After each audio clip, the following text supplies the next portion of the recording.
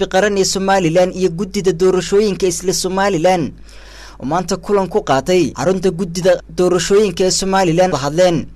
sidii loo bilaabi lahaa kaadhirka diiwaangelinta markii uu kulankani soo dhamaaday ayaa waxa warfidiyeenka la hadlay gudoomiyaha xisbiga mucaaridka ee cud Engineer Faisal Cali Waraabe voter registration halka mariso way mahadsanyihiin shaqo fiican bay qabteen meel fiican way noo marisaa waxaan isku diidnay ma jirto warbixintana siiyeen waxa noo muuqata inaynu aad iyo aad ugu dhownahay inaynu noo qabsanto insha Allah taala diiwaangelintii bisha ku ilaatikeed waxa la geliyaa fiihaad maxaa testing waxa la geliyaa tijaabadii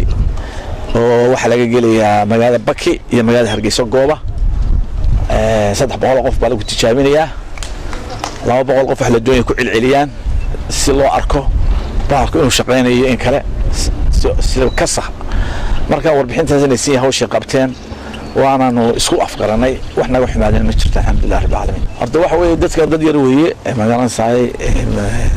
waxaana u badan oo qaata waqtiga diiwaangelinta 4 bilood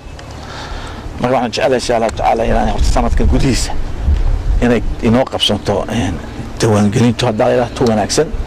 oo khalqi in gelina xaq ayaan insha Allah rajeenaa